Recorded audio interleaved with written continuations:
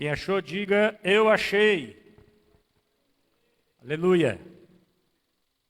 Capítulo 20, versículo 12 até o 21, nós vamos estar lendo.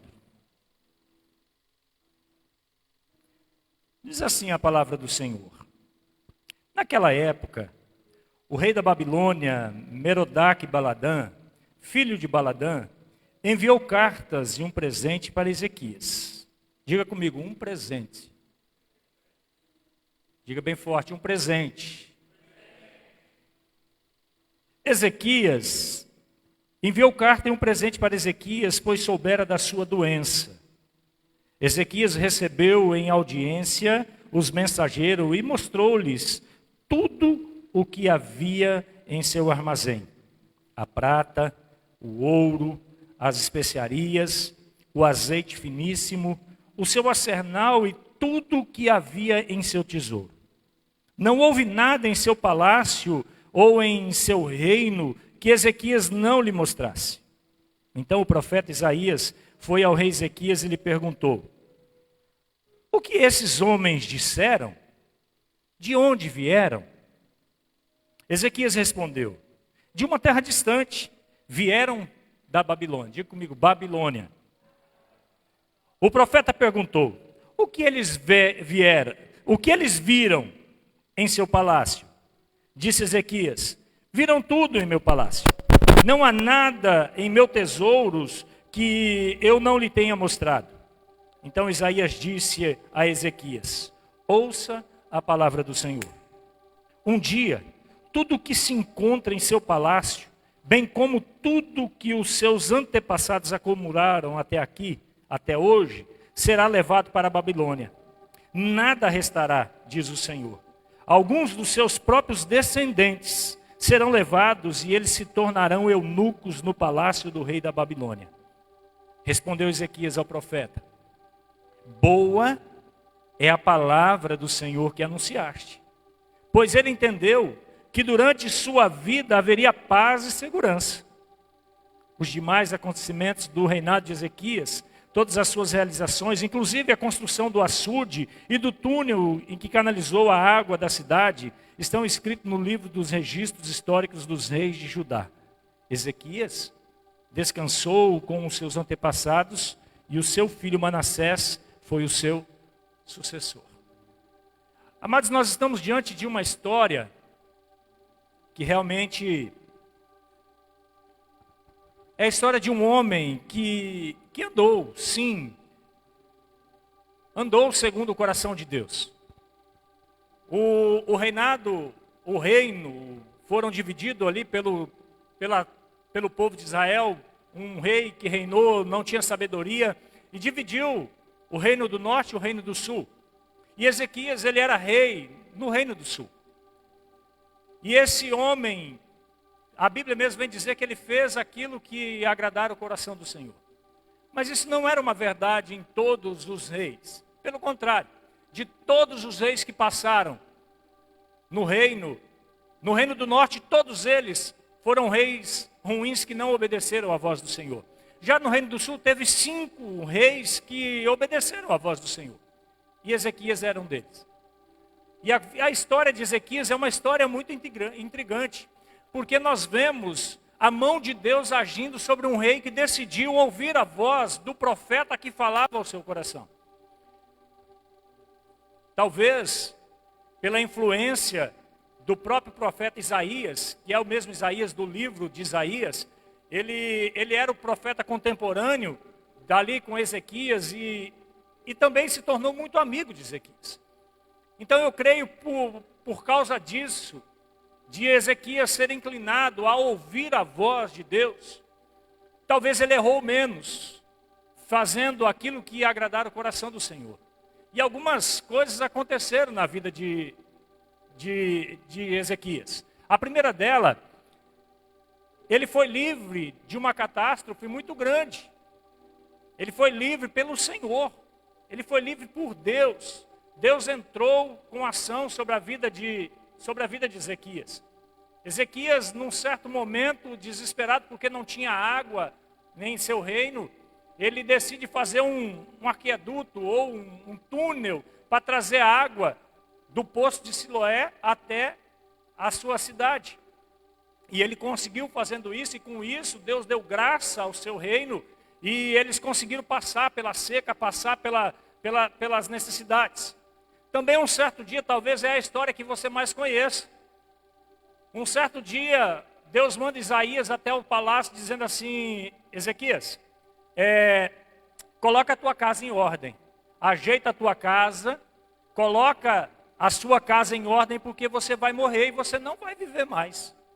A palavra do Senhor diz que ele recebe aquela palavra, ao invés de ficar desesperado, ao invés de sair gritando ou blasfemando, a palavra de Deus diz um pouco antes desse capítulo, desse texto que nós lemos, a palavra de Deus vem dizer que Ezequias, o rei, ele vira-se para o lado da parede e ele chorando, clama ao Senhor. Ele clama a Deus.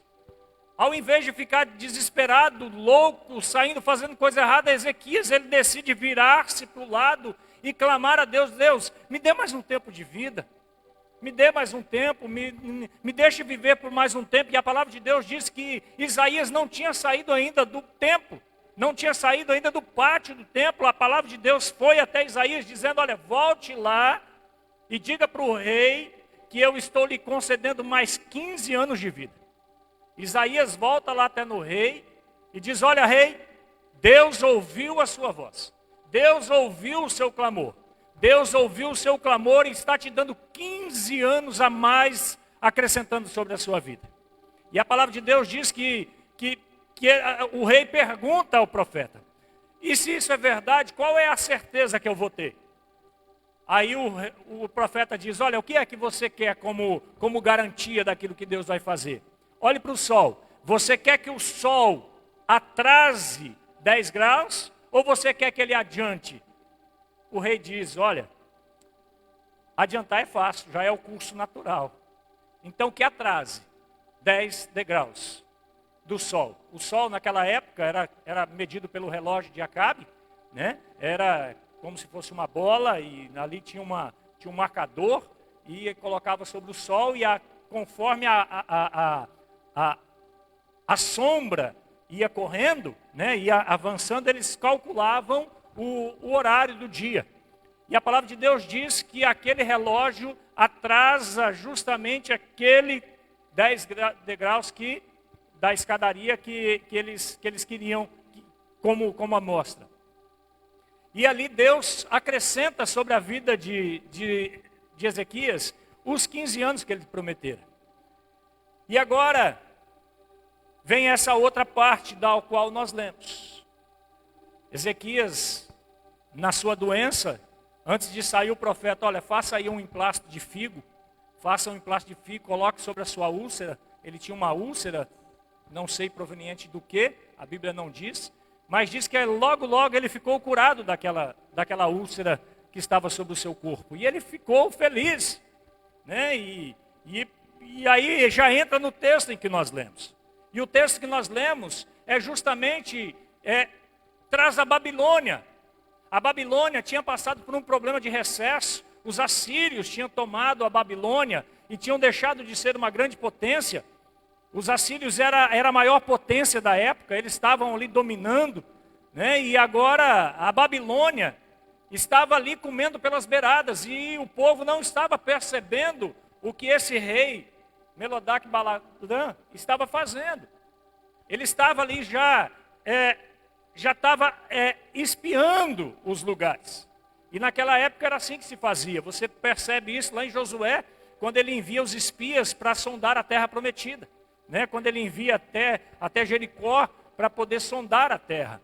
Então você consegue perceber que era uma forma que eles mandavam, os reis mandavam, às vezes escondido, ou às vezes como uma cara bonita, né? Mandava com presentes para sondar o reino, para sondar as dificuldades do reino, para sondar ali as suas partes frágeis do reino para que ele pudesse estabelecer. E acontece que um certo dia o rei babilônico manda, sabendo da doença de Ezequias e também da sua cura, agora manda presentes ao rei. manda presentes ali, e o rei aceita isso de bom grado, né? E presente é bom, não é verdade, gente? Presente é bom, presente é legal receber presente, é muito bom. Mas uma coisa que nós precisamos saber é de que parte está vindo. E foi isso que o rei não pesou. Ele abre o seu reinado, abre o seu reino, e não só aceita os presentes, como também a Bíblia diz que ele mostra tudo. Ele escancara o seu reino. E a Bíblia diz que ele mostrou o seu palácio, mostrou os celeiros, a prata, o ouro. Ele mostrou a sua artilharia, mostrou tudo. Mostrou tudo. E o rei não percebeu que era o inimigo disfarçado com uma boa cara, com uma boa intenção. E essa é a palavra que Ezequias recebeu. Olha, eu vim te visitar e trouxe um presente para você. E ali no seu contentamento, na sua alegria, ele abre as portas para que todos ali da Babilônia pudessem entrar e olhar para dentro do seu reinado. Naquele mesmo instante chega o profeta Isaías, mandado por Deus, e diz: quem é que estava aqui? Ah, era o rei da Babilônia. Ah, é? É. O que eles viram? Viram tudo. Como assim viram tudo? Não, eu mostrei tudo. Viram tudo? Sim. Então eu vou te dizer uma coisa, o profeta disse. Eu vou te dizer uma coisa. Eles viram tudo, e esse mesmo rei, que agora veio com boa cara para você, é o mesmo rei que vai levar o seu povo cativo. É o mesmo rei que vai levar tudo o que vocês têm. E tudo o que você juntou e os seus antepassados juntaram, eles vão levar. Vocês se tornarão escravos desse mesmo rei que você mostrou tudo com o seu orgulho. E ele diz: olha, não vai levar só os seus bens, não vai levar só os bens aqui da sua terra. Vão levar também os seus descendentes. E alguns dos seus descendentes se tornarão eunucos. O que é isso, amados? Eles seriam castrados para servir como moços do templo, do palácio. Olha, os seus moços se tornarão infrutíferos, era essa a palavra. Deixarão de existir uma nova geração. Por quê? Porque você decidiu abrir as portas para o inimigo entrar dentro da tua casa com um olhar bom. Amém? Glória a Deus. Estou contextualizando a história de Ezequias. E a palavra de Deus vem ainda, ela é mais constrangedora, que diz que Ezequias, ele recebeu essa palavra com bom grado. Ele ficou feliz com a palavra. Olha, o seu povo se tornará escravo da Babilônia. O seu povo, olha, os seus filhos vão ser levados escravos, se tornarão infrutíferos, se tornarão eunucos. E a Bíblia diz que ele fica feliz, presbítero Cláudio. Ele fica feliz. Sabe por quê? Porque ele disse assim: ainda bem que isso vai acontecer em outra geração, mas não na minha. Na minha vai haver paz. Como se ele dissesse assim: a próxima geração que se vire, que se exploda. Eu não estou nem ligando para a minha geração, desde que na minha casa, no meu tempo, na minha vida, tenha paz. E a Bíblia diz que isso pareceu de bom grado ao coração do rei, ele ficou feliz. Sabe, amados, é essa palavra que eu quero trazer ao nosso coração. E o tema que eu quero dar aí, a essa palavra, se você quiser anotar, é quando a Babilônia bate a porta. O tema da minha mensagem é essa: quando a Babilônia bate a porta. E o subtema seria: como proteger a minha família, a sua família, das influências que tentam conquistar o nosso lar. Eu quero te fazer uma pergunta. Você já recebeu uma visita inesperada em casa? Você já recebeu uma visita de alguém que você não estava esperando? Ou de alguém que você conhecia mais ou menos? Ou você recebeu uma visita de um estranho na sua casa, bateu palmas na frente da sua casa, você foi atender, e essa pessoa que você não conhece, não tem intimidade, não sabe de onde vem, para onde está indo, e ela diz, olha, eu estou vindo te visitar. Aí você abre a sua casa, chama essa pessoa para dentro, e não só isso, também vai mostrar o quarto, vai mostrar ali a cozinha, vai mostrar os seus bens, né? Normalmente, quando alguém chega, a gente quer mostrar alguma coisa, nós mostramos aquilo que nós nos orgulhamos, né? Quando é homem de verdade ali, ele vai mostrar ali o carro, né? Vai mostrar ali a caixa de ferramenta. Vem aqui ver, olha, esse aqui foi eu que fiz. Está vendo esse pé dessa mesa aqui, ó? Não parece com os outros, mas porque fui eu que fiz. Está vendo essa lâmpada aí? Está caindo do lado, mas eu que troquei, né? Homem, ele vai mostrar essas coisas porque a gente sente orgulho, não é verdade? Mas Ezequias, ele vai de uma forma diferente, ele abre, escancara as portas do seu reino justamente para isso. E é normalmente, amados, nós, quando vamos receber uma visita, nós organizamos a casa, né? Limpamos a casa, mas no meu caso, minha esposa, né? Ela, né? As mulheres aí, né? Então, nós ajeitamos aquilo que está fora do lugar, né? Nós fechamos algumas portas para que as pessoas não possam ver, né? E então nós mostramos aquilo que nós queremos que elas vejam, não é verdade? É assim que funciona. E na vida também é assim. Nem toda pessoa que bate a porta é a pessoa para entrar dentro da nossa casa. Nem toda pessoa que bate na porta do nosso coração, da nossa vida, nem toda pessoa que chega perto de nós é para fazer parte da nossa vida, não é para sairmos escancarando as portas da nossa casa, da nossa vida, da nossa história, para pessoas às vezes que não podem nos ajudar, ou talvez usará a nossa história contra nós mesmos, né? Usará a nossa história justamente lá na frente para nos apunhalar pelas costas, né? Nem toda influência que chega à nossa família deve permanecer. Nem toda influência, e nós vamos discorrer sobre isso, porque a maior tragédia, amados, de Ezequias não começou com uma guerra. Não, a maior tragédia de Ezequias, ele abriu, escancarou a porta para o inimigo, não foi numa guerra, foi numa visita.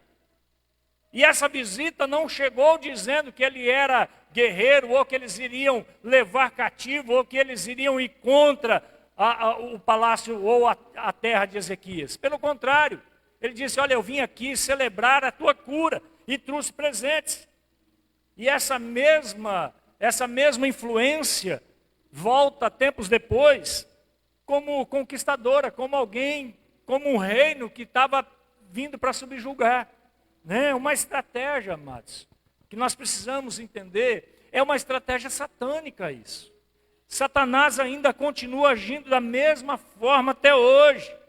Ele raramente invade o seio de uma família, de um relacionamento, de uma empresa, seja lá o que for. Ele não entra de uma vez só. Ele não entra com cara de demônio. Olha, eu não sei se você sabe, as maiores aparições satânicas, ele não vem com rabo pontudo, chifre, olho vermelho e um tridente na mão.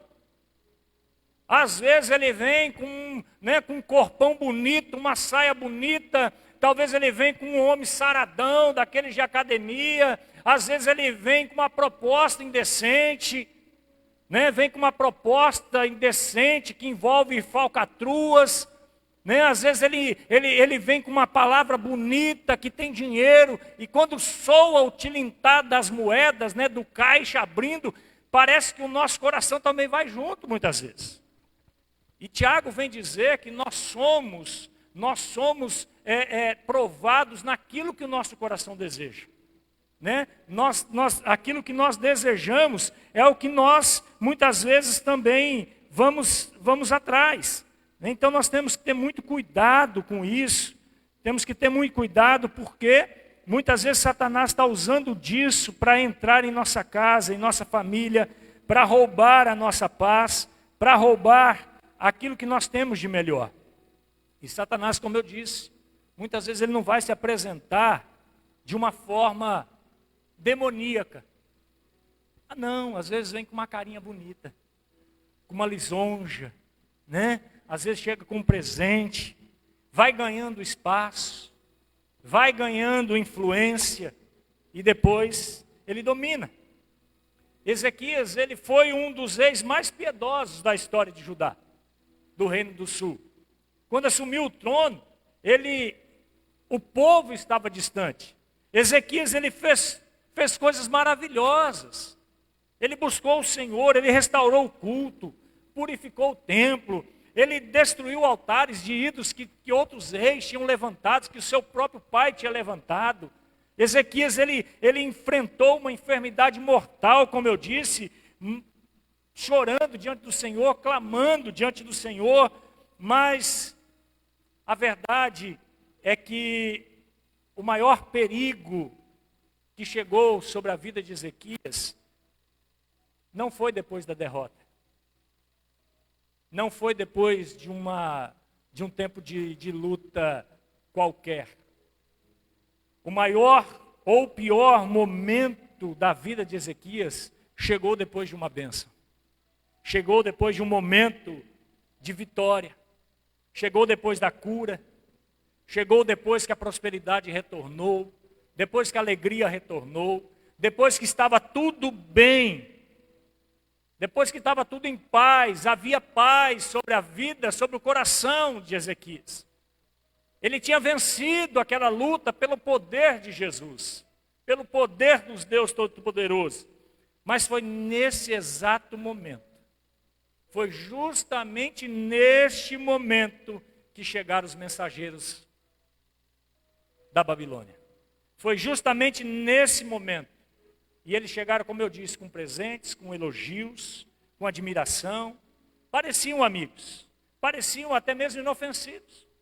Pareciam alguns coitados, né? Mas a verdade é que Ezequias, ele não conseguia enxergar realmente quem eram os seus inimigos. E a Babilônia, ela não queria apenas conhecer o palácio, o reinado de Jerusalém. O que ela queria é preparar o ambiente para o bote final.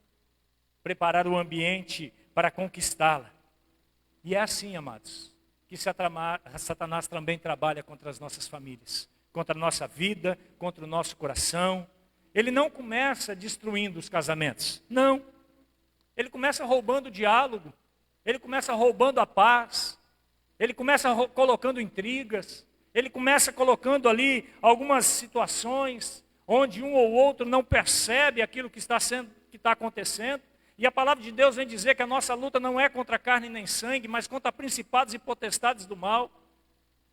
Satanás, ele quer que você pense que o seu problema está ali do seu lado, dormindo com você, ou trabalhando com você, ou os seus próprios filhos. Satanás quer que você pense isso. Ele começa roubando o altar da família, começa tirando Deus de dentro de casa, dos nossos negócios, da nossa caminhada.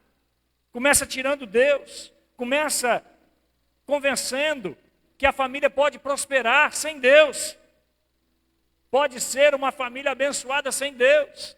Satanás, ele começa a minar o coração, achando que as famílias possam subsistir sem Deus no lar, sem Deus ser o centro.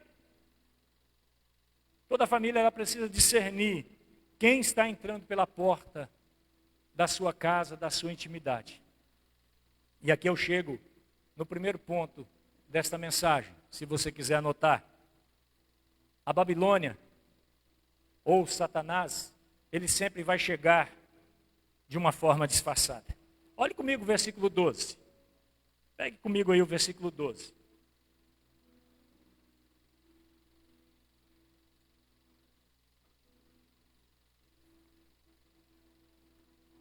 Vem dizer assim: naquela época, o rei da Babilônia, Merodach-Baladã, filho de Baladã, enviou cartas e um presente para Ezequias, pois soubera da sua doença. Como eu disse, Satanás, ele muitas vezes ele não vem com uma cara feia. E foi assim que esse homem, esse rei babilônico, chegou até Ezequias. Chegou com presentes, chegou com lisonjas, chegou com uma palavra de carinho, de conforto. Olha, eu vim de muito longe para aqui, para prestigiar aquilo que Deus fez na sua vida. O inimigo, ele não veio batendo, açoitando, ameaçando, veio elogiando. Veio trazendo uma palavra de conforto. Porque o inimigo raramente, ele mostra realmente quem é. Gente, eu não sei vocês, mas se Satanás aparecer com o rabo comprido, olho vermelho, chifre e um tridente na mão, eu não vou ficar brigando com ele ou discutindo com ele, eu vou correr. Eu vou ou vou entrar na fome espiritual, eu vou orar, eu vou fazer alguma coisa na mesma altura que ele. Mas e como lutar com o inimigo que você não sabe que é? Como lutar com um inimigo que está roubando, minando, sem você saber quem é o inimigo que você está lutando? Ele usa coisas que parecem agradáveis. Hoje não é diferente. Não é diferente. A Babilônia continua batendo as portas familiares. Ele continua batendo, a Babilônia continua trazendo, às vezes, influências que parecem inocentes. Aquelas amizades que parecem ser boas. Palavras, às vezes, e Satanás, ele sabe aquilo que você está passando, porque a Bíblia diz que Satanás é como um leão que ruge, perseguindo ou tentando a quem possa tragar. Satanás, ele conhece a sua debilidade, ele conhece o seu coração, ele conhece a sua tristeza, conhece aquilo que você quer, e ele vai trazer uma palavra justamente naquilo que você quer. E nem toda palavra que entra no meu ouvido como aquilo que eu quero é o melhor para mim. Às vezes, o próprio Jesus mesmo teve um certo momento que estava com os seus discípulos, eles estavam caminhando, e ele pergunta aos discípulos: quem vocês dizem que eu sou? Aí um levanta: olha, o senhor é o profeta, o senhor é isso, eles dizem que o senhor é isso, mas e vocês? Quem dizem que eu sou? Aí Pedro dá um pulo lá, né? Pedro fala assim: o senhor é o Filho do Deus vivo, o senhor é um enviado, o senhor é o Todo-Poderoso, o senhor é o Filho do Deus poderoso, o senhor realmente o senhor é o enviado de Deus. Aí Jesus fala para ele: olha, você não teria essa revelação se não fosse do Espírito Santo. Você não teria essa revelação se não fosse Deus na sua vida. Mas uma coisa é certa, que sobre essa rocha eu edificarei a minha igreja, disse Jesus. E eles continuam andando. E Jesus agora começa a predizer que ele teria que morrer, ele teria que se entregar para curar os pecados, para livrar a sua igreja do pecado. E Pedro, o mesmo Pedro que há um pouco tempo atrás, esse Pedro que se coloca de pé dizendo: olha, eu tive uma revelação e o Senhor é o Filho de Deus, o Senhor é o Todo-Poderoso realmente. Agora esse mesmo Pedro se coloca na frente de Jesus dizendo assim: Jesus, olha, não faça isso não morra não precisa o Senhor ir para a cruz, nós vamos dar um jeito, Deus vai fazer alguma coisa. Olha, não precisa morrer na cruz não. Jesus olha para ele e diz assim: arreda-te de mim, Satanás. Para o mesmo Pedro, que ali atrás tinha recebido uma revelação de Deus. Agora é o mesmo Pedro que deixou ser influenciado por Satanás. Agora eu te pergunto, você faria diferente? Porque eu não. Se estou vendo alguém indo para a morte, o meu conselho é que não vá. Mas qual era o destino de Jesus? Jesus veio aqui para quê? Ele veio para morrer por mim e por você, para nos dar vida, para nos dar realmente a paz. Jesus veio para isso, ele já veio, e a palavra de Deus diz que ele já tinha sido, o Cordeiro Pascal já tinha sido oferecido antes da criação do mundo. Jesus veio para cumprir o seu chamado, e ele não fugiu um milímetro desse chamado. Mas Pedro, o mesmo Pedro que estava sendo usado por Deus, agora ali depois está sendo usado por Satanás.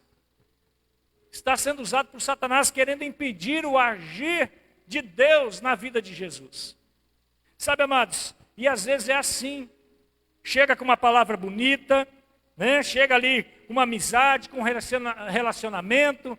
Às vezes entra através de uma televisão, através de uma rede social, através de um jogo. Quantas famílias, gente, se perderam aí, estão se perdendo todos os dias por causa desses jogos online, dessas bets aí que está acontecendo. Quantas famílias tivemos agora, esses dias atrás, a morte de uma professora, né? Justamente tirou a sua própria vida porque gastou o seu dinheiro, gastou tudo que tinha, até o cartão de outras pessoas, para poder justamente jogar. Né? Então ele vai entrando, Satanás ele vai entrando talvez através de uma filosofia, um conhecimento, uma nova forma de viver. Né? Vem através de uma filosofia, uma conversa, e tudo parece inofensivo. É assim que funciona. Parece até mesmo que às vezes que vem de Deus. Mas olha o que diz em Provérbios 14, 12. Olha o que diz. Provérbios 14, 12. Vem dizer assim: há caminhos que parecem direito ao homem. Olha lá, ó. Há caminhos que parecem certos, mas podem acabar levando à morte. Né? Então, olha 1 Pedro 5,8. O diabo anda de redor, que foi o texto que eu já li, como um leão que ruge. Satanás é assim. Sabe, amados, nós precisamos nos despertar, porque tem momentos que o nosso coração é inclinado a caminhar para onde Deus não quer. Nosso coração é inclinado, às vezes, a ouvir vozes que não é voz de Deus. Às vezes nós estamos inclinados a ouvir aquilo que Deus não está falando ao nosso coração. E isso é um problema sério. Isso é um problema terrível sobre a nossa vida. Nós precisamos despertar para que a nossa vida possa ser realmente transformada pelo poder de Jesus. Amém? Que barulho é esse?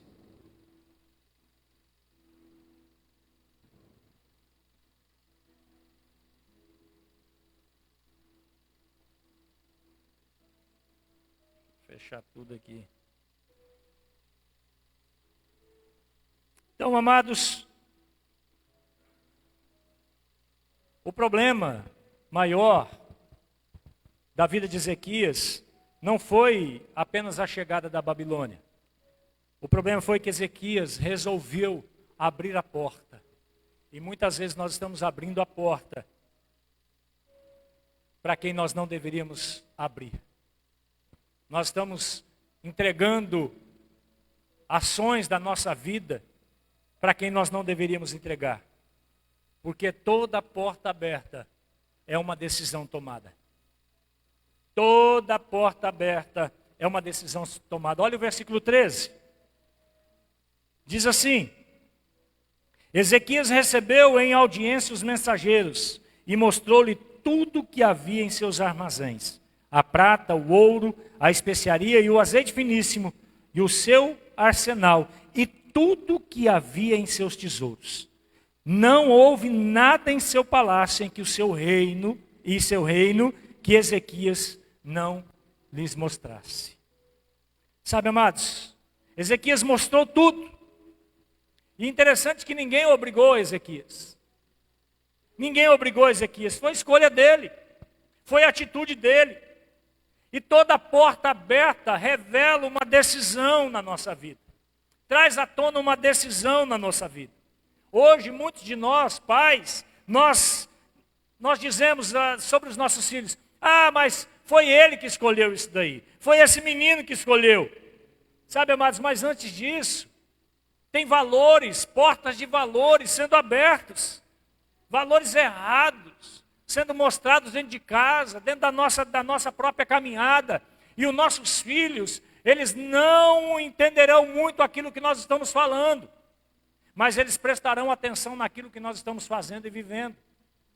Eles não ouvirão muita coisa, e na adolescência mais ainda. Não tente falar com um adolescente, ele não vai te ouvir, porque você não tem o jeito Eu e você não temos um jeito de falar com eles. Eles é outro papo, jovem é outro papo. Sabe? Então assim, não adianta falar, mas eu quero te dizer uma coisa. Talvez eles não prestarão atenção na sua fala, mas eles estão de olho nas suas atitudes. Eles estão de olho naquilo que você está fazendo, na forma que você está servindo a Deus, na forma que você está resolvendo os seus problemas. Né? Que nem diz uma história que um caboclo chegou e bateu na frente da casa, né? Bateu palmo na frente da casa. Aí a mulher foi lá, puxou um pouquinho da cortina, assim, deu uma olhada e falou para o menino: vai lá e fala para o cobrador, o cara está vindo me cobrar ali. Vai lá e fala para ele que eu não estou. Aí o menino olhou, tá bom. Chegou lá e falou assim: olha, minha mãe acabou de dizer, mandou dizer que ela não está. E passado algum tempo, aquele menino também cometeu um erro. Cometeu um erro aquele menino, e a mãe sabia, e não podia contar para o pai. Aí quando chegou a hora, a mãe foi e dedurou o menino para o pai, do que ele tinha feito. Aí o menino chegou para ela e falou assim: né? Na hora que é para te beneficiar, eu tenho que mentir, né? Mas na hora que é para mim, você fala a verdade, né? Então o lobo que está doendo agora é o meu. Você percebe que os filhos, eles olharão para as nossas atitudes. Sabe, amados, e às vezes nós estamos deixando portas abertas, às vezes dos valores errados, às vezes da ausência do diálogo, da conversa, porta aberta, às vezes da oração. Quanto tempo faz que os seus filhos não vê você de joelho? Quanto tempo faz que os seus filhos veem você fazendo de tudo, menos orando?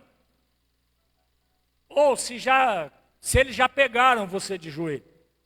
Eu não sei se você já teve esse prazer dos seus filhos já verem você orando e você chegar do ladinho ali o seu filho chegar do lado e começar a orar com você. Às vezes não sabe nem o que está fazendo, mas só pela tua atitude de estar ajoelhado, os seus filhos veem e levar aquilo ali para frente. Sabe, amados, é impressionante, às vezes nós abrindo as portas das prioridades invertidas. Colocamos muita ênfase naquilo que não merece e damos nada de ênfase naquilo que deveria ter toda a nossa visão. Olha Provérbios 4:23, o que vem dizer: sobre tudo o que se deve guardar, guarda o quê? Guarda o teu tesouro? Guarda teu dinheiro? Guarda a tua vida? Não, guarda o teu coração, porque dele procede o bem e o mal. Josué 24:15 disse uma palavra muito clara: eu e minha casa serviremos ao Senhor. Olha, eu não sei vocês, mas aqui na minha casa há decência, Josué está dizendo. Eu não sei quem vocês vão servir, mas eu quero dizer a vocês: a minha casa servirá ao Senhor. Se nós não protegermos as portas da nossa casa, alguém decidirá quem vai dominar os nossos filhos. Quem vai dominar os nossos filhos? Porque abrir as portas erradas, ela produz consequência que vai muito além do presente. Às vezes nós estamos abrindo hoje portas, hoje para a nossa família, que talvez nós não vamos ver essa catástrofe, talvez nós não vamos ver esses problemas, talvez vai gerar lá na frente casamentos infrutíferos, relacionamentos infrutíferos, talvez os seus filhos não terão nada de Jesus. Você quer ver? Quem aqui ainda é do bença pai, bença mãe? Quem é? Eu posso ver minha mãe 10 vezes por dia. Bença mãe, bença mãe, bença mãe. Alguém da minha família, não importa, é bença tio, bença tia, bença avó, bença avô. Eu ainda sou dessa época. Quem mais é? É? Agora te pergunto, seus filhos são? Seus filhos são? Se você ainda está conseguindo passar isso à frente, glória a Deus. Você está passando um fundamento tremendo. Sabe, e aqui no Pará, eu tenho uma coisa muito linda, né, que eu vejo. É benção ainda, né? beija na mão, e eu acho isso muito lindo. Né? Para lá a gente não tem isso. Né? E ainda às vezes quando a gente pede bênção, né? Benção, tio, benção, você ouve um grunhido, né? Às vezes não é nem um Deus te abençoe, é um, né? Não é um, é um trem mais ou menos parecido com um Deus te abençoe. Porque, amados, às vezes não é o que condiz com a nossa vida. Nós estamos deixando detalhes da nossa vida que fazem uma diferença muito grande. Porque nós permitimos, às vezes, que os nossos filhos sejam escravizados logo mais à frente. E a palavra de Isaías, o profeta, foi: tudo vai ser levado, até seus filhos. Ele ficou feliz porque não era ele que ia pagar a conta, mas sim a sua próxima geração. E na nossa vida é assim. Pergunto, os seus filhos estão contigo na caminhada cristã? Ah, mas meu filho ele está em casa porque mas ele está orando em casa. Você acha mesmo? Ei, seus filhos não precisam de mais um amigo, seu filho precisa de quem você é, pai e mãe. Amigos eles têm bastante para levar para o mal, e os amigos não vão colocar os seus filhos no trilho, pelo contrário, vão levar para longe. Ah, mas eu não quero ir. Você não tem que querer. Enquanto você estiver debaixo do meu teto, tu vai fazer o que eu quero. Isso é postura, isso é amor. Porque a Bíblia diz que Deus corrige ao filho que ama. Sabe por que a Bíblia está dizendo isso? Porque um pai e uma mãe têm o compromisso de corrigir os seus filhos. E a Bíblia vem dizer o quê? Corrija, ensine um menino.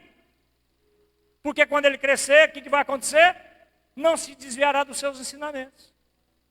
Ensina, bata, encuque. Né? Tem uma palavra na Bíblia que vai dizer: encuque isso na cabeça do menino. É encucar mesmo, é bater, é encucar. Coloque na cabeça dele. Sabe, amados, às vezes nós deixamos, por isso nós estamos vendo a nossa geração de gente que não adora mais a Deus, que não tem mais Deus como princípio. E nossos filhos não têm, gente. Nossos filhos vão ser pior do que nós. Por mais que a Bíblia nos ensine o contrário. Que os nossos filhos deveriam ser melhores, mas eu quero te dizer algo: se nós não termos capricho, não termos tempos com os nossos filhos, eles serão piores do que nós. Porque nós não estamos ensinando essa geração a adorar a Deus, a ter Deus como princípio acima de tudo, amar a Deus sobre todas as coisas. Nós estamos ensinando nossos filhos a fazer tudo menos amar a Deus, menos a ter postura diante do Senhor. E aí os filhos crescem sem referências espirituais. Nós vamos vivendo sem oração, e os filhos estão aprendendo que Deus não é prioridade. Estão aprendendo que não tem. E pais que já são ou pais que vão ser, o maior patrimônio, a maior herança que você pode deixar para os seus filhos como um legado de vida, não é o bem material, não é a roupa que ele veste, não é a casa que ele dorme, não é o carro que ele anda, não é o dinheiro na conta, os bens que você vai deixar para ele, não. O maior patrimônio que você pode deixar para os seus filhos é a direção espiritual. Porque lá na frente, talvez, o dinheiro não vai poder segurar os teus filhos fora das drogas, fora de um relacionamento ruim. O dinheiro, pelo contrário, vai levar eles para lá. Mas um direcionamento espiritual vai conduzir os teus filhos pelo melhor caminho, o caminho da bênção. Os filhos precisam ouvir a tua oração. Quanto tempo faz que você não coloca a mão sobre a cabeça do teu filho para orar? Quanto tempo faz? Ah, mas ele já é grandinho. Não tem que saber disso. Olha, hoje você não dorme enquanto eu não orar por você. Olha, 1 mês eu orando pela sua vida. Eu quero ver se teu menino viver com um negócio de depressão, com esse negócio de ansiedade. Não tem. O que está faltando é Cristo nos lares. É isso que está faltando. Está faltando Jesus no centro. Por que na nossa época não tinha isso? Meu pai, eu lembro, meu pai me acordando pela manhã, dizendo, menino, vai para a igreja. Eu olhava, mas o senhor não vai? Não, mas tu tem que ir, vai logo. Bora, caminho de fé por onde veio. E isso, eu amo culto, gente. Eu sou piolho de culto, não importa onde eu esteja. Eu estou de férias, mas eu dou um jeitinho para procurar uma igreja. Entro no site, procuro, tem alguma renovada, não importa onde esteja. Estou em outro lugar, não tem a renovada, eu vou em outra igreja. Eu amo adorar o Senhor, não é porque eu sou fanático, não, é porque eu tenho necessidade de Jesus. Eu tenho necessidade de Jesus. E para terminar, enquanto fechamos as portas para a Babilônia, nós devemos abrir as portas para Jesus entrar. Que não é só tirar um de dentro, ou não deixar um entrar, é deixar que o outro entre. Apocalipse 3, 20 vem dizer, eis que estou à porta aí. Se alguém abrir, o que Jesus vai fazer? Eu entrarei. Eu entrarei e farei o quê? Comerei, cearei, vou sentar na mesa com vocês, eu vou ser parte integrante da família de vocês. Eu vou ter uma vida aí junto com vocês. Sabe por que a Bíblia está falando, Jesus está dizendo ali, eu cearei com vocês? Sabe por quê? Porque a mesa representa a unidade da família. A mesa representa a unidade. Sabe quando o Satanás está querendo tomar a sua casa? Quando vocês já não comem mais juntos. Quando as refeições são feitas aleatoriamente, cada um no seu lugar ou em horários diferentes. Porque aquele momento ali é um momento de celebrar. É um momento de celebrar a Deus. Agradecer a Deus pela provisão da comida. Lá em casa, nós não comemos antes de orar. E hoje foi a Valentina que orou. Orou ao Senhor. Orou a Deus, obrigado. Né? A Valentina, ela ora, obrigado pela parede, pelo mosquito que está aqui, né? Pela cacau que está ali, pelo jubileu. Né? Tem hora que a gente, amém, amém. Mas isso já está sendo inculcado no coração delas. Né? Então isso é importante para nós. Né? Abrir as portas para Jesus entrar. Porque a Babilônia, ele tenta roubar a sua casa, tenta roubar a sua família, mas Jesus bate para restaurar a sua casa. Ele quer restaurar a sua vida. A Babilônia, Satanás quando chega é para dividir famílias, mas Cristo chega para reconciliar famílias. Quando o orgulho sai, Jesus entra. Quando a soberba sai, Jesus entra. Quando a humildade chega, Jesus também chega junto.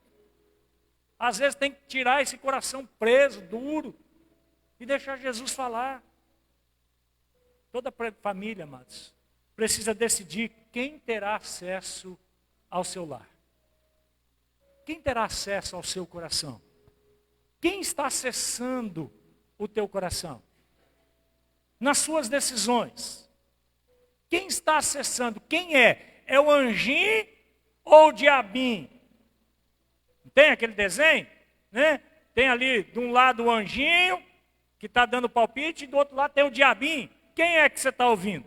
Quando você acorda pela manhã, na mão de quem que tu está pegando? Porque se não é com Deus, é com a concorrência. Quem é que tu está pegando na mão? Você acorda pela manhã desesperado por dinheiro, pelo trabalho, pelas coisas, ou você acorda desesperado para conversar com Jesus, para começar bem o teu dia?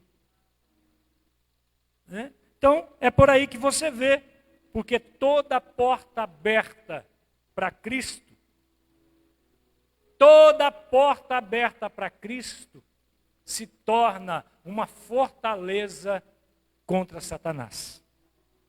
Vamos colocar de pé?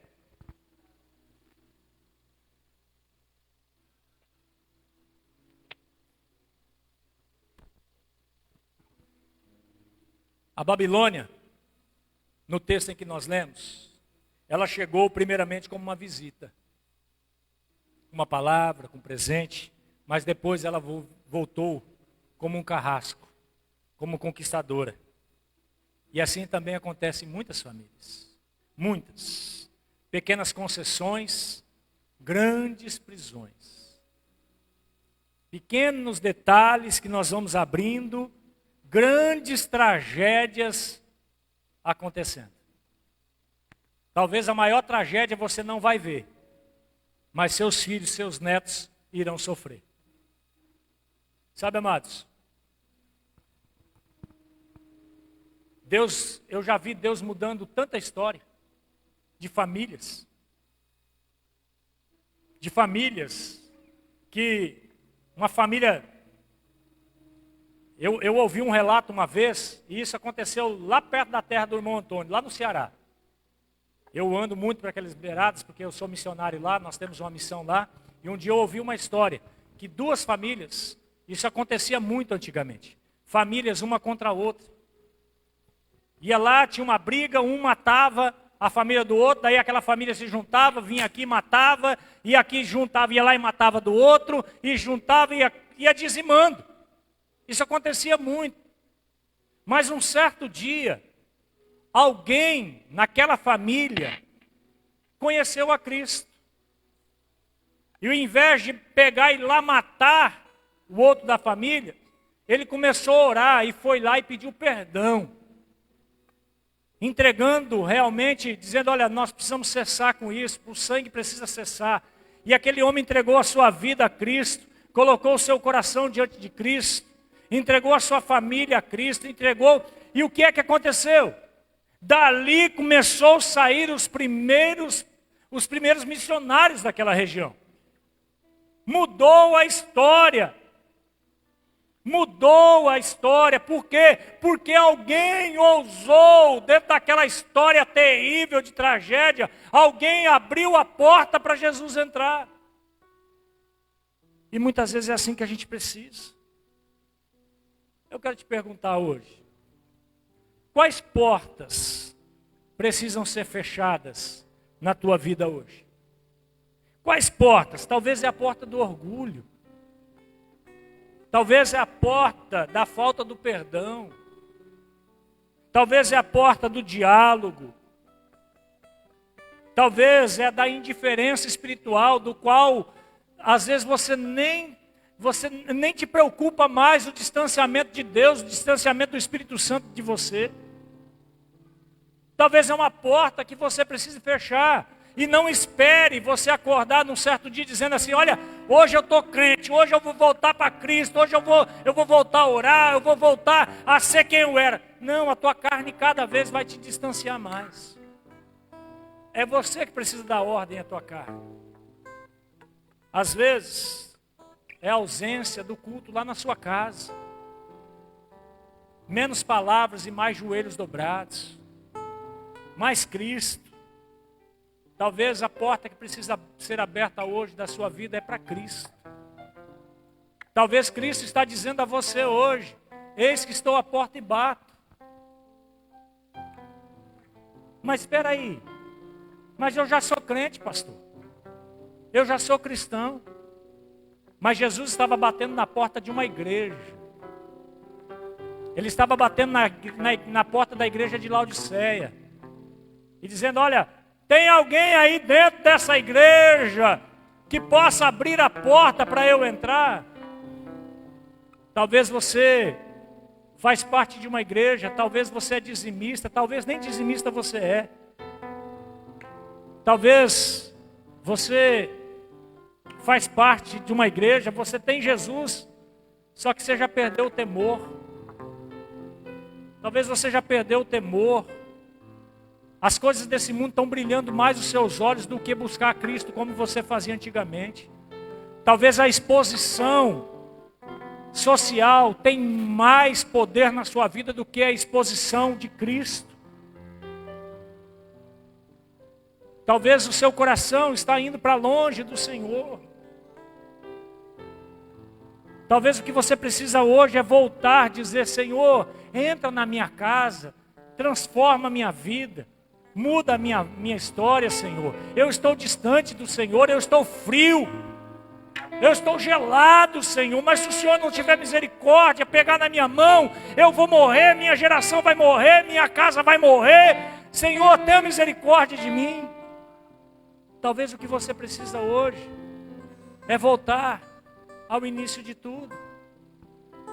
Abrir as portas do teu coração. Porque talvez não é você que vai sofrer. Talvez é a sua família, é a sua geração, é os seus filhos. E o que Satanás quer é deixar a sua família justamente infrutíferos. Quantos atos de homossexualidade têm acontecido no meio das famílias? Ah, é porque está nascendo assim. Não é não, amados. É falta de Cristo. É falta de Jesus. A homossexualidade torna os seus filhos eunucos, torna os seus filhos infrutíferos. E não é o que Jesus tem para a sua casa. Os seus filhos, os filhos dos seus filhos, se assentarão à roda da sua mesa. Você tem que ser frutífero. Seus filhos vão ser infrutíferos para a glória do Senhor. Aleluia. Qual é a porta que você precisa abrir hoje? E qual é a porta ou as portas que você precisa fechar hoje? Eu não sei. Talvez eu só estou sendo aqui parente do profeta Isaías.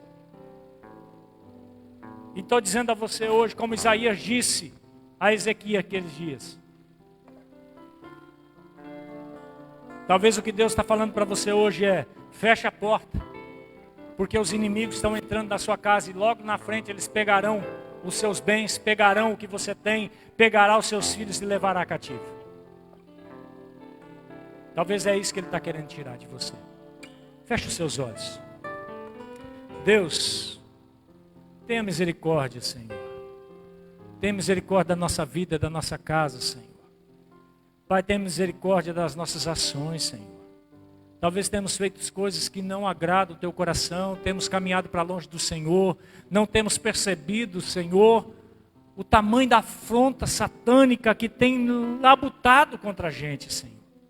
Pai, em nome de Jesus, nos ajude, Senhor. Nos ajude nas nossas fraquezas, nas nossas decisões.